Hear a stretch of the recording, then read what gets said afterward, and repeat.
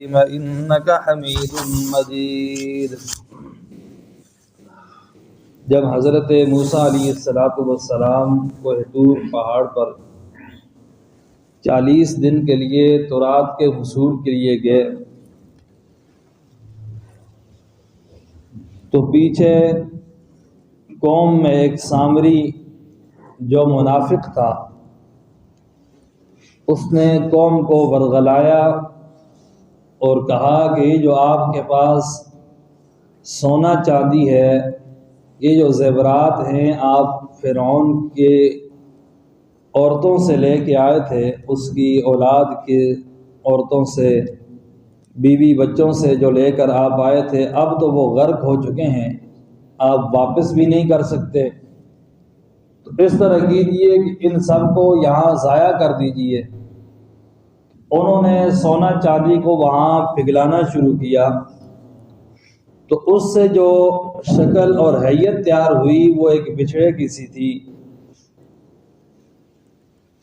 اب جب بچھڑے کی شکل تیار ہو گئی تو سامری نے وہ مٹی جو انہوں نے جبرائیل علیہ السلام کے پاؤں سے کے نیچے سے اٹھائی تھی، وہ اٹھا کر اس کے اندر ڈال دی۔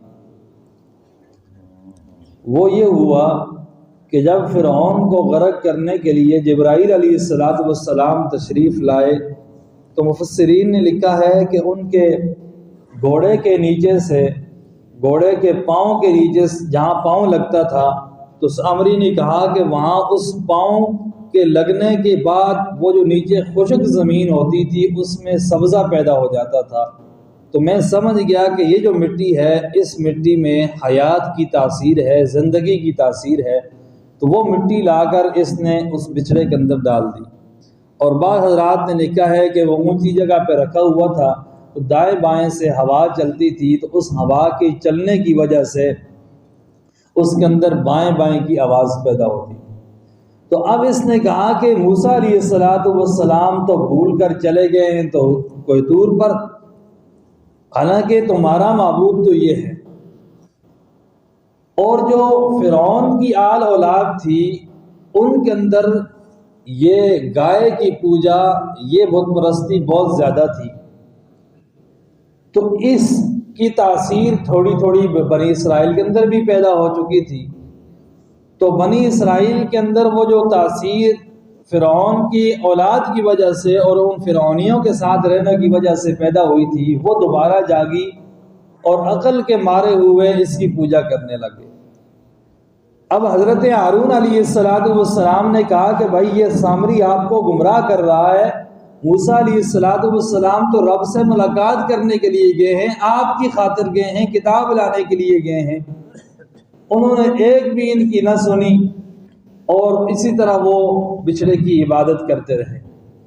جب موسیٰ علیہ السلام کو پتہ چلا، اللہ تبارک و تعالیٰ نے بتایا کہ جس قوم کے لیے تو اتنا مضطرب ہے، اتنا پریشان ہے، وہ پیچھے تو بچھڑے کی عبادت میں لگ چکی ہے۔ موسیٰ علیہ السلام انتہائی غضب اور غصے کی حالت میں واپس تشریف لائے اور کہا کہ میری ایک چھوٹی سی تاخیر پر تم نے بچھڑے کی عبادت شروع کر دی ہے، میں تو تمہارے لیے کتاب لانے گیا تھا۔ اور حضرت ہارون علیہ السلام کو بھی غصہ کیا۔ قرآن نے وہ نقشہ یوں کھینچا ہے کہ حضرت ہارون علیہ السلام کو داڑھی کے ساتھ ایک ہاتھ داڑھی پہ رکھا اور ایک سر کے بالوں پہ رکھا اور اس طرح پکڑ کے جھنجھوڑا کہ بھائی تو نے انہیں منع کیوں نہیں کیا؟ تو ہارون علیہ السلام نے کہا میں نے روکا تھا، لیکن میرے روکنے کی وجہ سے ان کے اندر پھوٹ پڑ رہی تھی، اب میں نے کہا میں مزید روکوں گا، تو واپس آ کے مجھے گلہ اور شکوہ کرے گا کہ بھائی تو نے ان کے اندر کیا کر دی، پھوٹ ڈال دی، تو میں اس وجہ سے خاموش ہو گیا، ایک حد تک روکتا رہا ہوں، اے میری ماں کے بیٹے میری داڑھی کو کیا کر دے، چھوڑ دے۔ موسیٰ علیہ السلام نے یہ عذر قبول کیا، سامری سے مخاطب ہوئے کہ تو نے یہ کام کیوں کیا اور کیسے کیا؟ تو اس نے بتایا، 16 پارے کے اندر تفصیل ذکر ہے کہ میں نے یہ مٹی حضرت جبرائیل علیہ السلام کے گھوڑے کے پاؤں کے نیچے سے اٹھائی ہے اور یہ میں نے اس کے اندر ڈال دی، تو یہ اس طرح اس آواز پیدا ہوئی اور یہ اس کی عبادت کرنا کیا ہو گئے، شروع ہو گئے۔ تو مشرک جو ہوتا ہے اس کے لیے کسی دلیل کی ضرورت نہیں ہوتی، صرف عقل پہ پردہ آ جانا یہی اس کے لیے دلیل. جب بندے کی عقل پہ پردہ آ جائے تو میں نے پہلی بھی ایک دفعہ کہا تھا کہ حضرت عبداللہ درخواستی رحمہ اللہ فرمایا کرتے تھے کہ رب رسے تے مت کھسے، رب رسے تے مت کھسے. آپ کھسے ہی کہتے ہیں کھسے کہتے ہیں؟ کھسے کہتے ہیں. بعض حضرات پنجابی والے وہ کھسے کہتے ہیں اس لیے کہ وہ عربی پنجابی کی کتاب میں کھسے لکھا ہوا تھا. میں نے کہا کیا بتا آپ کھسے کو کھسے کہتے ہوں. بہرحال عبداللہ درخواستی رحمہ اللہ فرماتے ہیں مت عقل کو کہتے ہیں کہ جب اللہ ناراض ہو جائے تو اللہ عقل کیا کر لیتے ہیں؟ سلب کر لیتے ہیں. اب بندے کو یہ بھی سمجھ نہیں آتا کہ میں سامنے کس کو پکار رہا ہوں. وہ خود اتنا عاجز ہے. اتنی عقل پہ پردہ آیا کہ وہ اپنے زیورات جو فرعونیوں سے لیے تھے، قبطیوں سے لیے تھے، ان زیورات کو ان کے سامنے سامری پگھلا رہا ہے اور اس سے بچھڑا تیار کر رہا ہے. جو چیز سامنے تیار ہو رہی ہے اسی کو اپنا معبود سمجھتا ہے. تو یہ رب کیا کر دیتا ہے؟ عقل پہ پردے ڈال دیتا ہے. تو فرمایا وَإِذْ وَعَدْنَا مُوسَىٰ 40 لَيْلَةً، جب ہم نے وعدہ لیا موسیٰ علیہ السلام سے 40 راتوں کا. ثُمَّ اتَّخَذْتُمُ الْعِجْلَ، پھر پکڑ لیا تم نے بچھڑے کو. یہاں کچھ عربی سمجھنے والے حضرات بیٹھے ہیں جو باہر رہے ہوں تو یہ عربی میں تو اس کا ترجمہ یہ بنے گا ثُمَّ اتَّخَذْتُمُ الْعِجْلَ، پھر تم نے پکڑ لیا کس کو؟ بچھڑے کو. تو اب بچھڑے کو پکڑنا کوئی گناہ ہے؟ آپ نہیں پکڑتے، آپ اپنی گائے کے بچھڑے کو نہیں پکڑتے. پکڑ لیں تو کیا ہو جائے گا؟ گناہ ہو جائے گا. آپ بکریوں کو پکڑتے ہیں، یہ بکریاں چرانے والے. تو یہاں لفظ نکالا ہے مفسرین نے الہن، کہ بنا لیا تم نے بچھڑے کو کیا؟ الہ اور معبود. من بعد ہی حضرت موسیٰ علیہ السلام کے جانے کے بعد. وانتم ظالمون، اور تم خود کیا تھے؟ ظلم کرنے والے. ثم عفونا عنکم من بعد ذلک لعلکم تشکرون. تو یہ انعام ذکر ہوا کہ اس کے باوجود بھی اللہ تبارک و تعالی نے تم سے کیا کیا؟ درگزر کیا، تمہیں معاف کیا. من بعد ذلک، اس کے بعد. لعلکم تشکرون، تاکہ تم کیا کرو؟ شکر ادا کرو.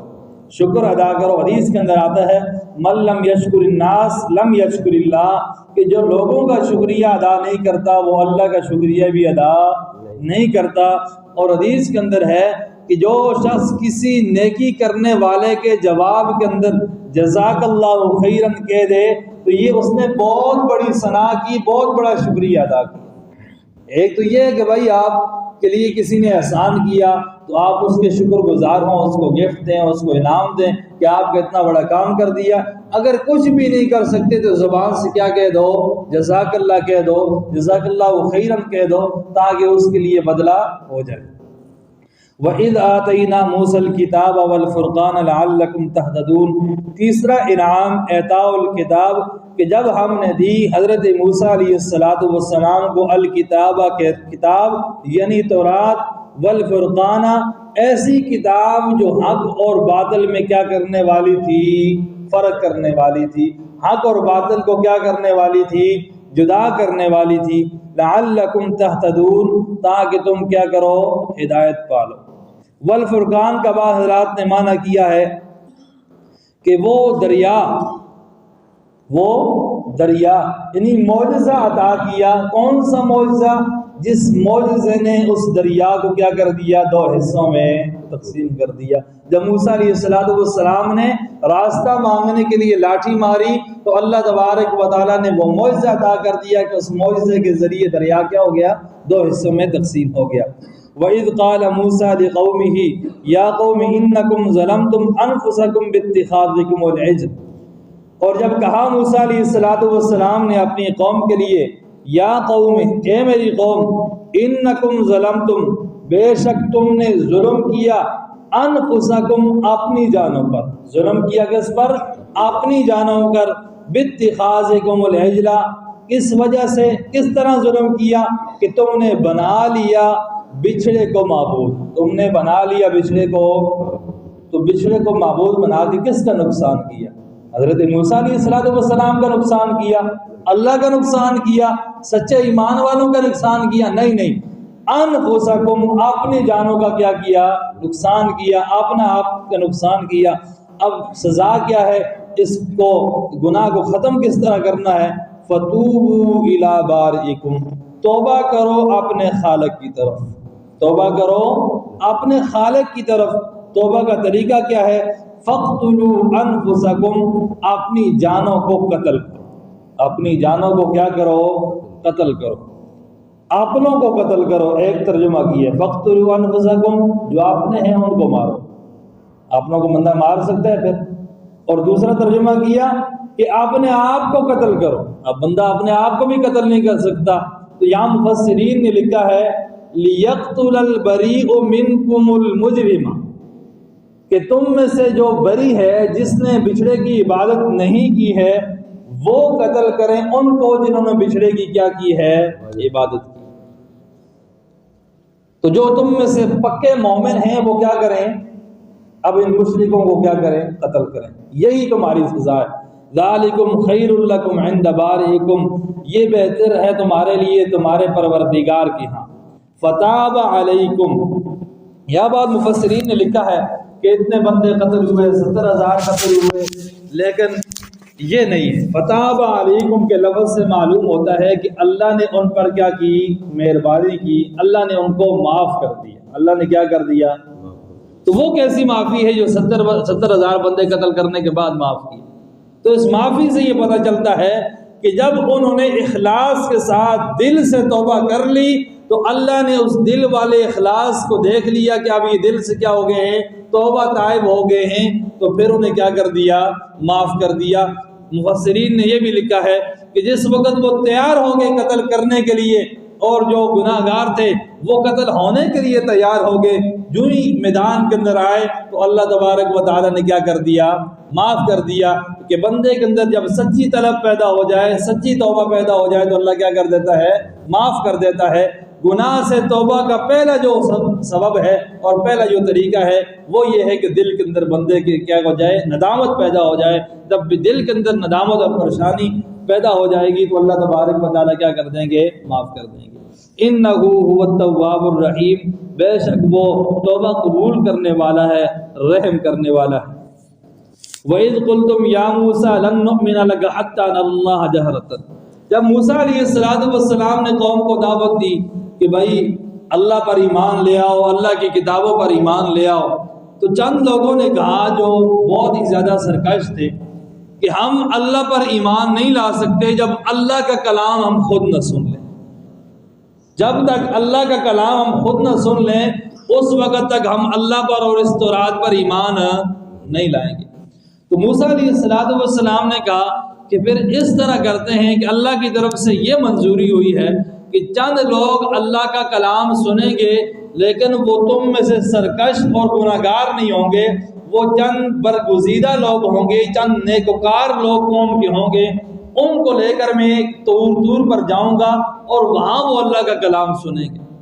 وَاخْتَارَ مُوسَىٰ قَوْمَهُ 70 رَجُلًا، تو موسیٰ علیہ السلام نے 70 بندوں کو کیا کیا؟ چنا۔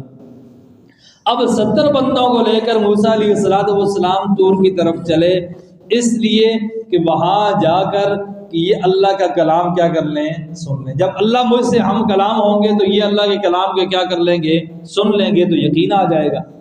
اب جب موسیٰ علیہ السلام کو لے کر چلے اور انہوں نے اللہ کا کلام کیا کیا؟ سنا، تو اب اتنے سرکش تھے کہ کہنے لگے کہ ہم اللہ کے کلام کو سن کر بھی اس وقت تک یقین نہیں لائیں گے جب اللہ کو سامنے نہ دیں۔ اللہ ہمارے سامنے آ کر بتائے کہ یہ کتاب میری کتاب ہے، موسیٰ پر میں نے نازل کی ہے اور موسیٰ میرے سچے نبی ہیں، تو پھر ہم اللہ کی بات کو مانیں گے۔ تو اللہ تبارک و تعالیٰ نے ان کو ایک چیخ مسلط کی اور وہ سارے کے سارے کیا ہو گئے؟ مر گئے۔ 70 کے 70 کیا ہو گئے؟ مر گئے۔ تو حضرت موسیٰ علیہ السلام نے کہا ہے اللہ اگر تو نے یہ مارنا ہی تھا تو پہلے مار دیتا، مارنا ہی تھے تو پہلے مار دیتا، اب میں واپس قوم میں جا کے کیا بتاؤں گا؟ اب قوم والے کہیں گے 70 کو لے کے گیا تھا وہ مروا کے آ گیا، تو یہ کہاں رب سے کلام کر رہا ہے؟ یہ کیسا رب ہے کہ بھائی 70 کو مار دیا؟ تو موسیٰ علیہ السلام نے دعا کی تو اللہ تبارک و تعالیٰ نے کہا موسیٰ پریشان نہ ہونا، میں نے دوبارہ کیا کروں گا؟ زندہ کر دوں گا۔ تو موسیٰ علیہ السلام کی دعا کی وجہ سے وہ دوبارہ کیا ہوئے؟ زندہ ہوئے۔ اسی واقعے کا ذکر اللہ فرماتے ہیں وَإِذْ قُلْتُمْ يَا مُوسَىٰ، اور جب تم نے کہا اے موسیٰ لَن نُّؤْمِنَ لَكَ، ہم اس وقت تک تیری تصدیق نہ کریں گے۔ اس وقت تک تیری ایمان تو لا چکے تھے کہا اس وقت تک تیری تصدیق نہ کریں گے حتی نر اللہ جہرتن، یہاں تک کہ ہم اللہ کو دیکھ لیں جہرتن، سامنے، عیانن، بالکل سامنے اللہ تبارک و تعالی نہ آ جائے، اس وقت تک ہم تیری تصدیق نہیں کریں گے۔ فَأَخَذَتْكُمُ الصَّاعِقَةُ، تو پکڑ لیا تم کو ایک چیخ نے، پکڑ لیا کس نے؟ ایک چیخ نے۔ 9ویں پارے کے اندر ذکر ہے کہ ان کو پکڑ لیا رجفہ، زلزلے نے پکڑ لیا، وَأَنْتُمْ تَنْظُرُونَ، اس حال کہ تم دیکھ رہے تھے۔ وہاں زلزلے کا ذکر ہے یا چیخ کا ذکر ہے، تو آپ نے دیکھا ہوگا کہ جب زلزلہ آتا ہے تو اس کے ساتھ ایک آواز بھی آتی ہے۔ اگر آپ نے مشاہدہ نہ کیا ہو، لیکن ہم نے یہ مشاہدہ اچھی طرح سے کیا ہے، 2005 کے زلزلہ میں ہم نے یہ مشاہدہ اچھی طرح سے کیا ہے، جب 2 دن تک مسلسل ہمارے ہاں زمین ہلتی رہی، ہر 2 منٹ کے بعد 3 منٹ کے بعد زمین دوبارہ ہلنا شروع ہو جاتی تھی، تو وہ آوازیں بھی ہم نے سنی اور وہ زمین کا کانپنا بھی ہمیں اپنی آنکھوں سے دیکھا ہے۔ اسکول پڑھ رہے تھے 3ری جماعت میں، تو بہرحال جب زلزلہ آتا ہے زمین کانپتی بھی ہے تو ایک آواز بھی آتی ہے، بعض اوقات وہ آواز پہلے آتی ہے اور بعض اوقات وہ آواز بعد میں آتی ہے۔ جس طرح آپ نے دیکھا ہوگا کہ یہاں بیٹھے ہوئے ہوں، اس سڑک سے کوئی بھاری بھرکم بڑی گاڑی گزرے، ٹرک وغیرہ سامان لوڈ ہوئے، تو وہ بعد میں اس ٹرک کی آواز آتی ہے، پہلے اس زمین کے اندر ایک آواز پیدا ہوتی ہے۔ بندہ بعض اوقات یہی سمجھتا ہے کہ کچھ زلزلے کی کیفیت ہے، لیکن وہ جو گاڑی قریب آتی ہے تو پھر بندے کو سمجھ آتی ہے کہ دیواریں بھی ہل رہی ہیں تھوڑی، اس کی وجہ سے، گاڑی کی وجہ سے۔ تو یہ زمین کے اندر جہاں کپ کپی آتی ہے تو وہاں ایک چیخ بھی کیا ہوتی ہے؟ تو پیدا ہوتی ہے۔ تو اس چیخ نے، اس زلزلے نے تمہیں کیا کر لیا؟ پکڑ لیا۔ وَأَنْتُمْ تَنْظُرُونَ، اس حال کہ تم کیا کر رہے تھے؟ دیکھ رہے تھے۔ ثُمَّ بَعَثْنَاكُمْ مِنْ بَعْدِ مَوْتِكُمْ لَعَلَّكُمْ تَشْكُرُونَ۔ اللہ تبارک و تعالی 8واں یا 7واں انعام ذکر فرما رہے ہیں، 7واں بلکہ 6ٹھا انعام یہاں ذکر فرما رہے ہیں کہ ثُمَّ بَعَثْنَاكُمْ، پھر ہم نے تم کو زندہ کیا، بَعَثْنَاكُمْ اٹھایا، یعنی تمہیں زندہ کیا، مِنْ بَعْدِ مَوْتِكُمْ، تمہارے مر جانے کے بعد، تم مر گئے تھے، پھر اللہ نے تمہیں کیا کیا؟ زندہ کیا، لعلکم تشکرون، تاکہ تم شکر ادا کرو۔ وظللنا علیکم الغمام، اور ہم نے سایہ کیا تم پر بادلوں کا، وانزلنا علیکم المن والسلوى، اور ہم نے نازل کی تم پر من اور سلوہ۔ بنی اسرائیل کا اصل ملک جو تھا وہ شام، اصل ملک کیا تھا؟ حضرت یوسف علیہ السلام کے دور میں جا کر وہ کہاں آباد ہو گئے تھے؟ مصر میں آباد ہو گئے تھے۔ کنعان یہ شام کا حصہ ہے، وہاں سے یہ چلے تھے تو مصر میں جا کے کیا ہو گئے؟ آباد ہو گئے۔ پیچھے جو ملک شام تھا اس میں عمالقہ نامی ایک قوم کیا ہو گئی؟ آباد ہو گئی۔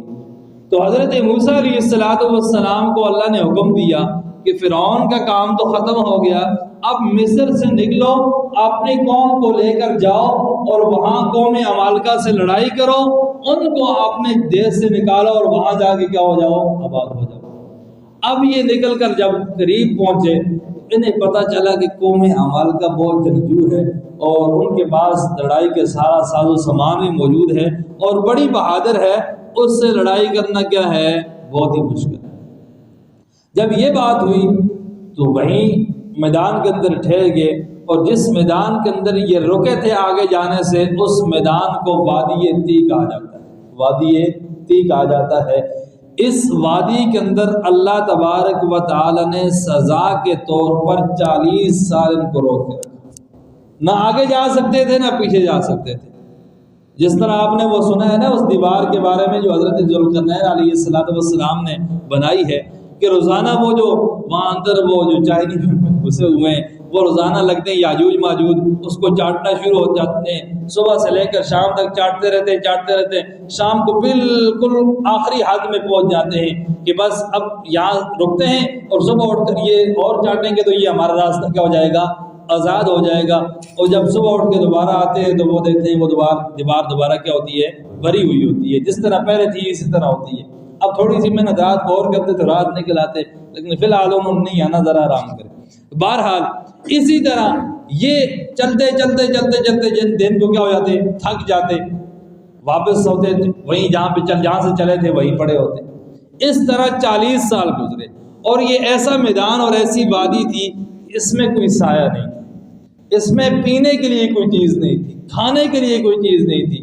تو اللہ تبارک و تعالیٰ سے حضرت موسیٰ علیہ السلام نے دعا کی کہ اللہ ان کے لیے سائے کا بندوبست فرمائے۔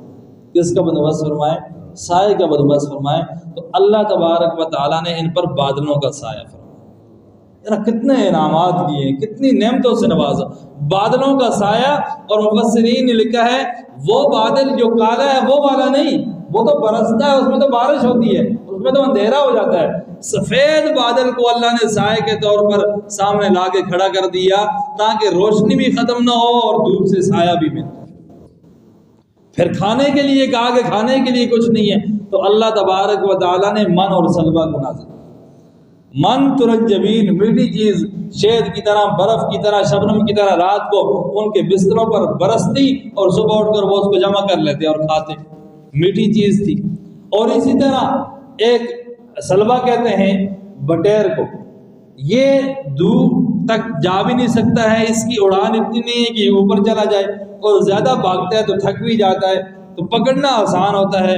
تو اب میٹھے کا انتظام بھی کر دیا اور نمکین کا انتظام بھی کر دیا۔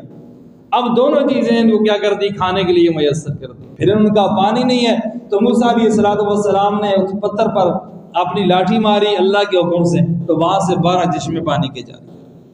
یہ اللہ کی طرف سے موسیٰ علیہ السلام کو ملنے والے معجزات ہیں۔ کل میں نے بتایا تھا کہ معجزے میں ہاتھ کس کا ہوتا ہے؟ نبی کا ہوتا ہے، اور اختیار کس کا ہوتا ہے؟ اللہ کا ہوتا ہے۔ اللہ نے حضرت موسیٰ علیہ السلام کی اس لاٹھی سے جو پتھر مار پا رہی تو اس پتھر سے کتنے چشمے جاری ہوئے؟ 12 چشمے جاری ہوئے۔ اور جناب نبی کریم صلی اللہ علیہ وسلم نے پیالے کے اندر ہاتھ ڈالا اور اس اپنا ہاتھ کو باہر نکالا تو اللہ نے آپ کی انگلیوں سے 12 چشمے جاری۔ تو یہ کیا ہے؟ معجزات ہے، اس میں حیرانگی اور پریشانی کی ضرورت ہے۔ اب پانی کا انتظام بھی ہو گیا، 12 قبیلے تھے، ہر قبیلے کے لیے الگ الگ چشمہ جاری کر دیا، اس لیے کہ ان قبیلوں کی آپس میں لگتی اور بنتی نہیں تھی، تاکہ پانی پر لڑائی نہ ہو جائے، تو اللہ نے الگ الگ چشمے کیا کر دیے؟ جاری کر دیے۔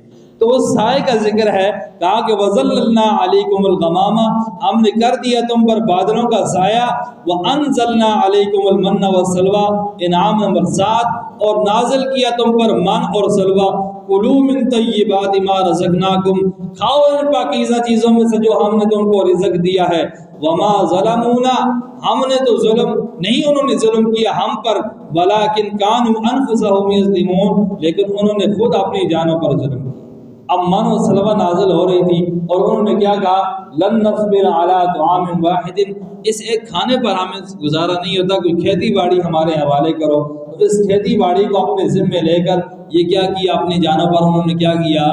ظلم کیا۔ تو یہ ظلم اپنی جانب پر کیا، ہم پر نہیں کیا۔ وَإِذْ قُلْنَا ادْخُلُوا هَٰذِهِ الْقَرْيَةَ، اور جب ہم نے کہا کہ داخل ہو جاؤ اس بستی کے اندر، یعنی بیت المقدس کے اندر، وہ جو قوم عمالقہ آباد تھی، اس قوم عمالقہ کے ساتھ حضرت موسیٰ علیہ السلام تو دنیا سے چلے گئے، اور ان کا جانشین مقرر ہوا حضرت یوشع بن نون۔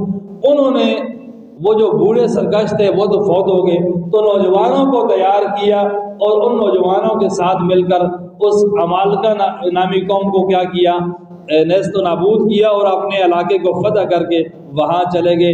یہاں جس بستی کا ذکر ہے وہ بیت المقدس ہے، کہ جب بیت المقدس میں داخل ہونے کا حکم ہوا تو اللہ تبارک و تعالی نے کہا کہ جب ہم نے کہا کہ داخل ہو جاؤ اس بستی کے اندر، فَكُلُوا مِنْهَا حَيْثُ شِئْتُمْ، جہاں سے چاہو کھاؤ، رغداً جی بھر کر، وَادْخُلُوا الْبَابَ، اور بیت المقدس کے دروازے سے داخل ہونا، سُجَّدًا، حقیقی سجدے کی حالت میں، مسجد تو داخل ہوتے ہوئے سجدہ کر لو، یا عاجزی کے ساتھ داخل ہونا، وَقُولُوا، اور جب آپ داخل ہونے لگو تو یہ جملہ کہنا، حِتَّةٌ، کیا کہنا؟ حِتَّةٌ، حِتَّةٌ یہ استغفار کا ایک جملہ ہے، اس کا معنی یہ ہے کہ اے پروردگار ہمارے گناہوں کو کیا کر دے؟ مٹا دے، معاف کر دے۔ اور ابن عباس رضی اللہ تعالیٰ عنہ فرماتے ہیں کہ حِتَّةٌ کا مطلب ہے لا الہ الا اللہ، کہ لا الہ الا اللہ کہتے ہوئے دروازے سے داخل ہو جاؤ، اس لیے کہ جو صدق کے دل سے لا الہ الا اللہ کہتا ہے، اللہ اس کے گناہوں کو کیا کرتا ہے؟ مٹا دیتا ہے، معاف کر دیتا ہے۔ نغفر لکم خطایاکم، تم حتتن کا کلمہ کہتے داخل ہونا، ہم مٹا دیں گے تمہارے گناہوں کو، وسنزید المحسنین، اور عن قریب ہم زیادہ دیں گے نیکیاں کرنے والوں کو، احسان کرنے والوں کو۔ اب وہ کس انداز سے داخل ہوئے اگلی آیت کے اندر اللہ تبارک و تعالیٰ اس کو بیان فرماتے ہیں کل کے درس کے اندر انشاءاللہ۔